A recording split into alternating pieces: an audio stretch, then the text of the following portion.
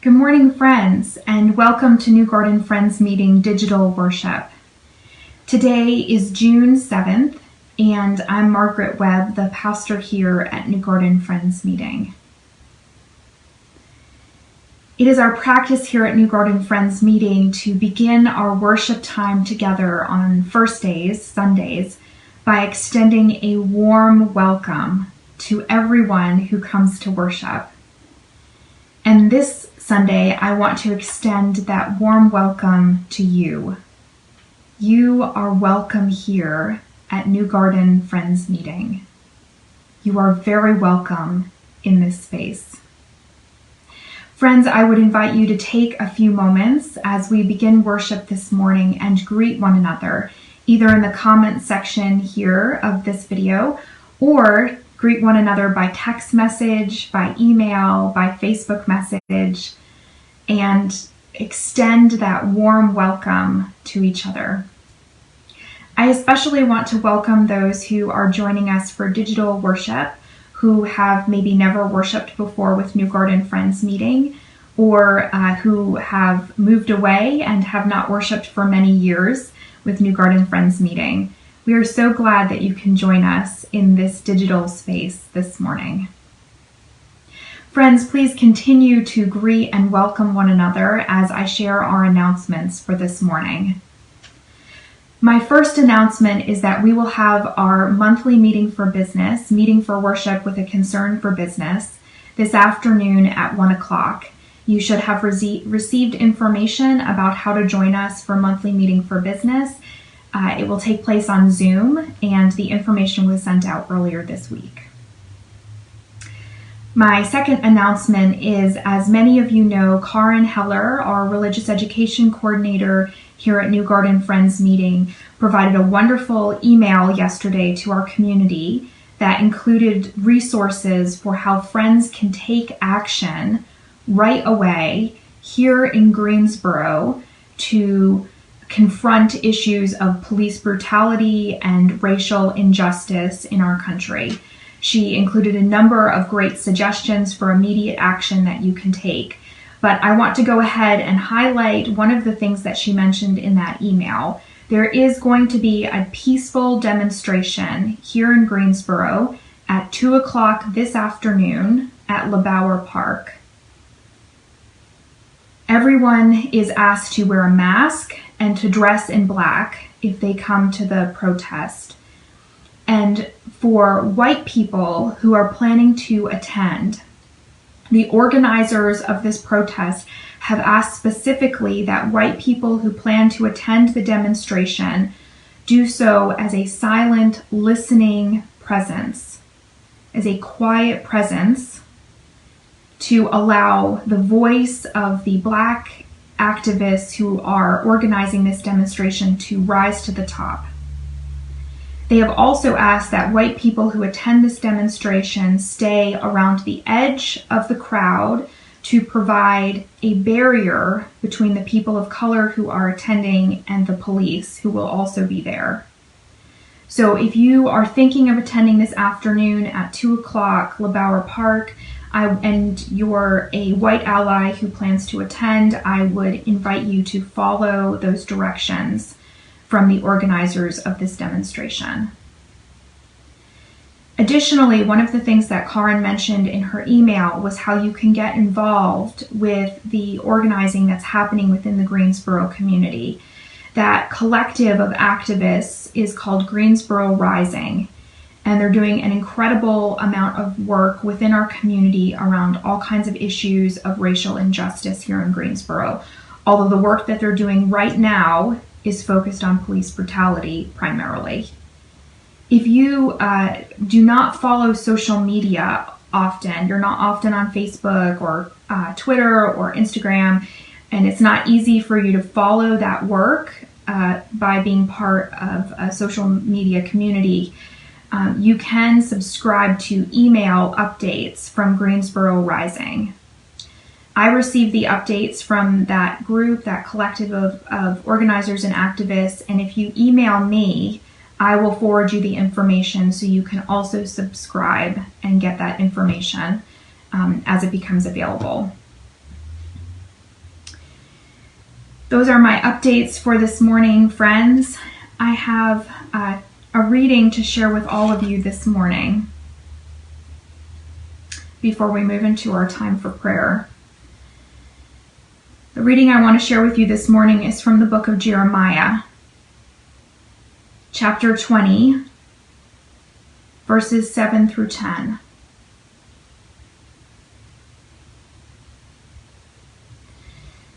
O God, you have enticed me, and I was enticed. You have overpowered me, and you have prevailed.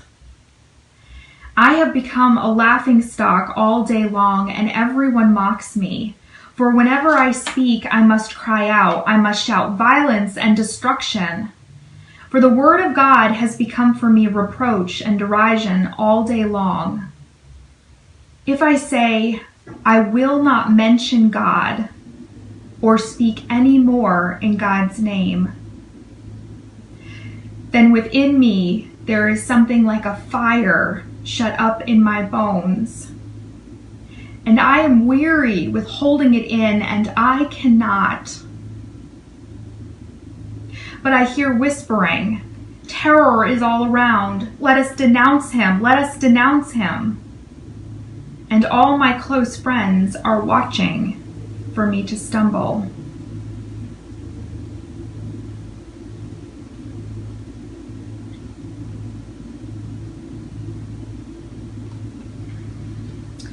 Friends, before we move into our time of prayer this morning, I actually do have another announcement to make. I moved too quickly from announcements into the reading. My final announcement this morning is that worship, 11 o'clock digital worship, next Sunday, June 14th, will be held on Zoom instead of here on Facebook Live. New Garden Friends Meeting is working with Zoom as a possible platform for meeting for worship, and on the 14th of June, that will be our first time working with Zoom worship. So please be attentive to our newsletter that goes out later this week, and also to your email. There'll be information about how you can participate in worship next weekend on Zoom. Our plan is also to make worship available in multiple ways so that as many new gardeners as possible can participate. So if you are not able to participate in Zoom worship, there will still be a way for you to participate in worship next weekend. So please stay attentive this week. There will be more information coming out to all of you about how to participate next Sunday. Friends, please join me for a time of centering prayer. Today I am lifting up into the light those who are experiencing illness or injury, those friends who have recently had surgery, or who have recently experienced a loss of a loved one. I am also holding in the light all of those who are working right now to heal and tend those with COVID-19, healthcare workers of all sorts. And I am also holding in the light all of the activists and protesters, all of those people who are putting their safety and their lives on the line to protest injustice in our country. My prayer for all of them is that they will stay safe and healthy as they continue to do this important work. Please join me for a time of silent prayer as we lift up our loved ones, our community, and our country and our world up in the light.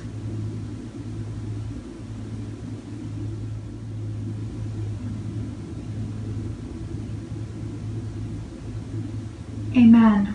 Thank you, friends.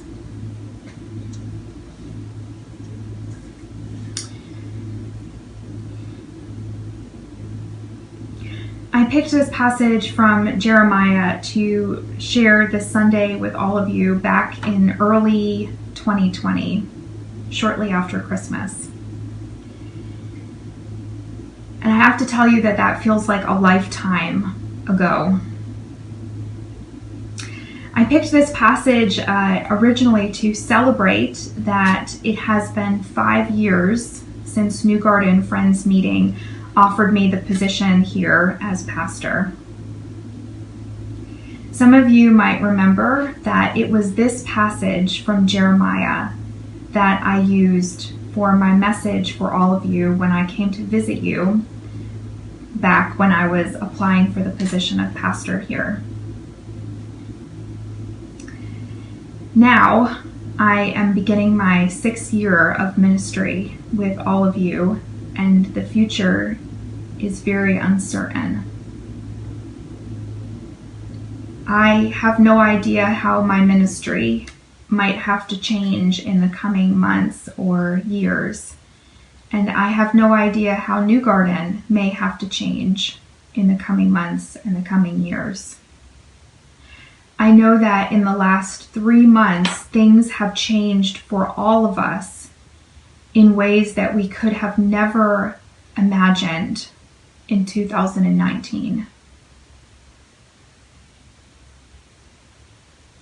What is powerful for me is that these words from Jeremiah, rather than losing their meaning in light of what has happened in the last 3 months, and in light of what our country is facing right now, they have instead taken on a whole new meaning for me. If you have ever read the book of Jeremiah, you know that there is a lot of ugliness in it. Jeremiah is called from a young age to be a prophetic voice to the people of Judea. And the people of Judea, they have been oppressing their widows, the orphans, and the foreigners in their country. They have allowed oppression to run rampant, and they have fallen away from God's ways. They are faithless to God. And Jeremiah is given the unenviable task of publicly calling out their many and varied transgressions. That's why we hear in the passage about how unpopular he is. The people of Judea have fallen from God's ways which are the ways of mercy, justice, and peace.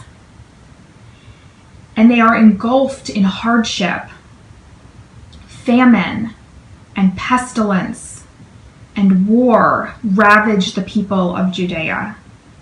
And yet, even in the midst of incredible hardship, they search out quick fixes as opposed to true change. We hear in Jeremiah chapter 6, verses 14 through 15, these words, "They have treated the wound of my people carelessly, saying, 'Peace, peace,' but there is no peace. They have acted shamefully, and they have committed abomination, and yet they are not ashamed."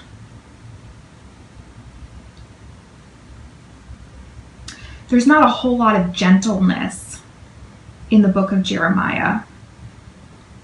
It's pretty dark, and it's a long and winding treatise on the many and varied ways that humans fail and hurt one another. It is also filled with Jeremiah speaking for God in a tone of fury and deep mourning.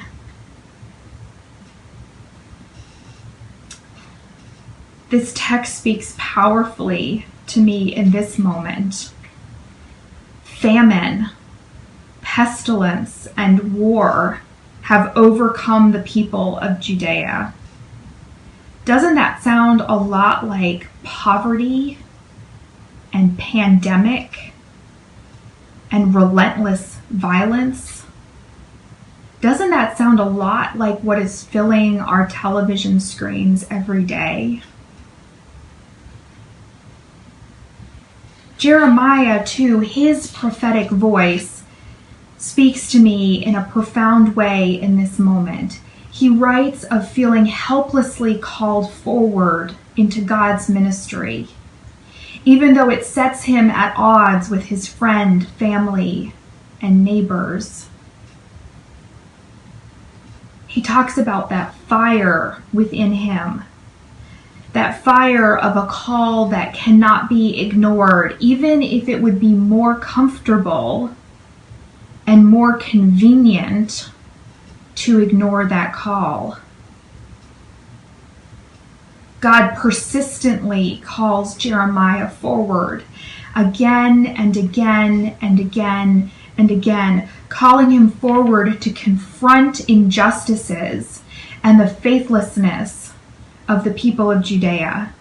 God is like a fire within him, and we know what that is like because we are a people who believe in that light within. A light that is unquenchable, a light that shines on in the darkness, a light that can overcome even an ocean of despair and suffering. And God is not just faithful and persistent to Jeremiah. God is also persistent and faithful to the people of Judea. No matter how far they fall from God's ways, no matter how much they mess up, God is always, always, always with them. For me, the powerful good news of this passage is twofold. That God is calling us forward into new work, and that God is faithful to us at all times, never leaving us behind and always at work in our midst.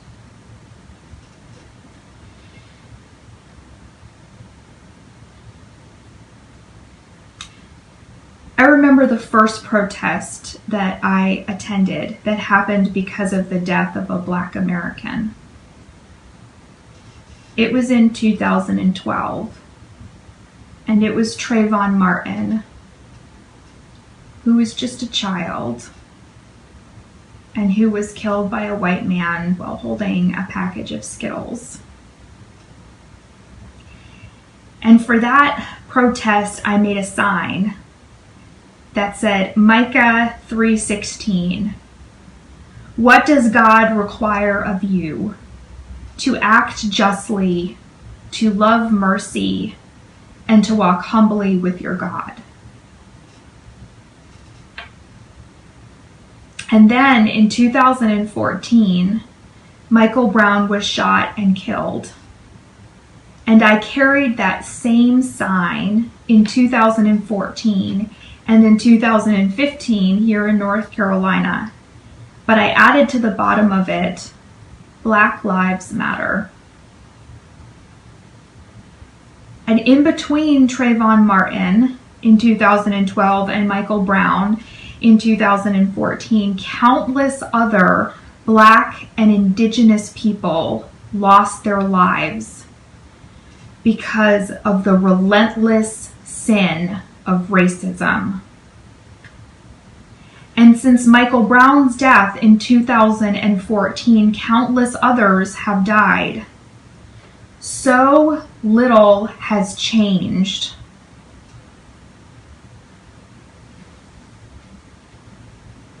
Today we find ourselves like the Judeans, fallen as a country away from the faithfulness of God, from those requirements of God, those requirements of justice and mercy and adhering to God's standard, which is always love. And like the people of Judea, our country keeps trying to slap on Band-Aids over gaping wounds, as if we don't need universal health care to treat the wound that has been inflicted by COVID-19. We act as if we don't need profound overhaul of our entire system of policing in this country. We act as if we don't need complete reform of our criminal justice system that is imprisoning a vast population of Black and brown people in this country. We act as if we don't need an overhaul to our voting system that suppresses the votes of people of color and poor people. We act as if we don't need a robust safety net to help protect those who are starving on our streets, people without homes and food and jobs. We act as if we do not need to change. But we do. We need to change. And not just in tiny steps. We need profound change.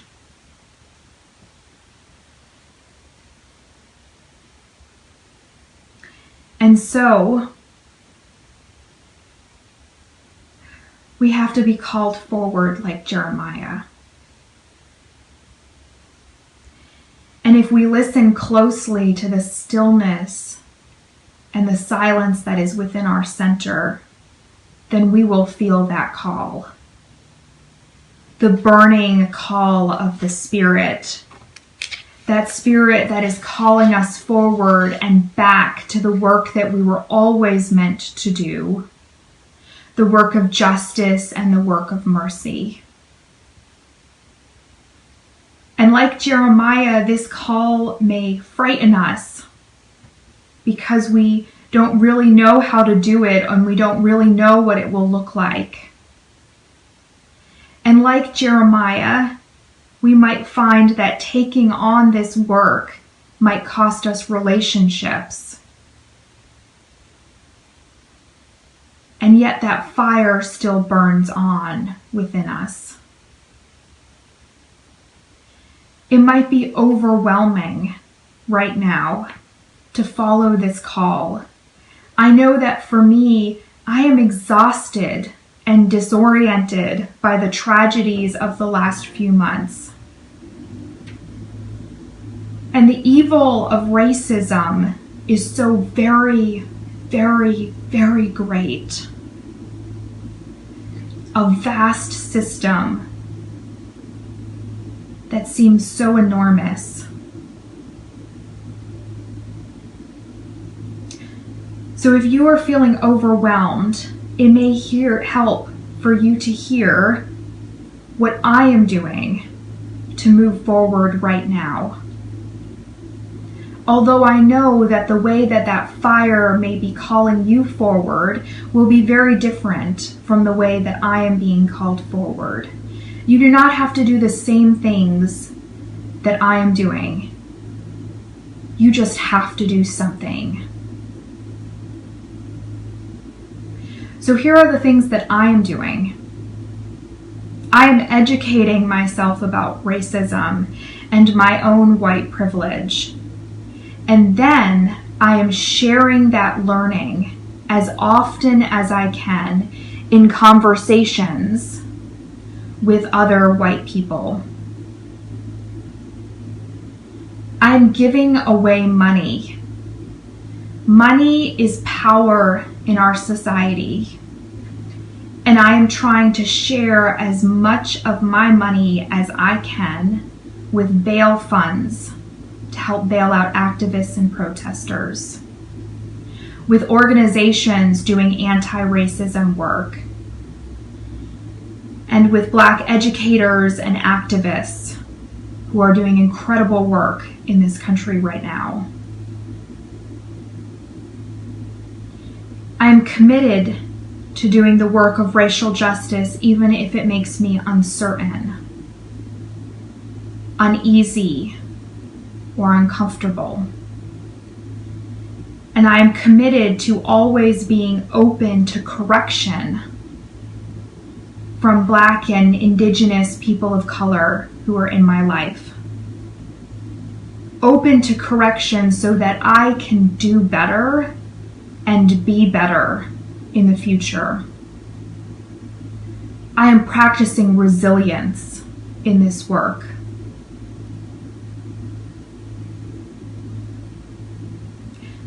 But again, as we embrace God's call in our lives, that call for our country to move forward toward justice and mercy,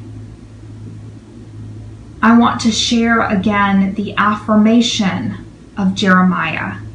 Because although Jeremiah is a grim book and we are living in grim times, it is not without hope. We hear again and again in Jeremiah the truth that the Spirit is with us, that God has never abandoned us, that we are surrounded and uplifted by that Spirit, that it is calling and coaxing us toward goodness, that God's Spirit is saturating all of creation. We hear again and again that goodness is growing all around us, that peace is pushing up through the cracks,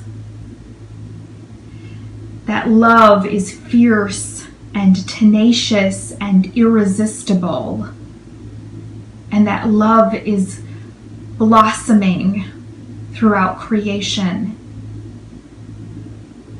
Even today, even in this moment, even with all that we are facing.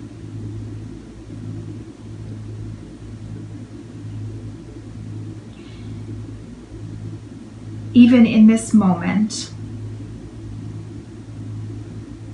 even in a world that is filled with mess and tragedy,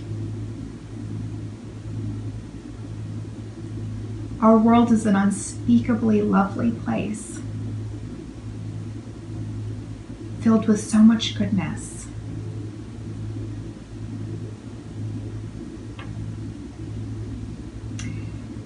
And if we remember that affirmation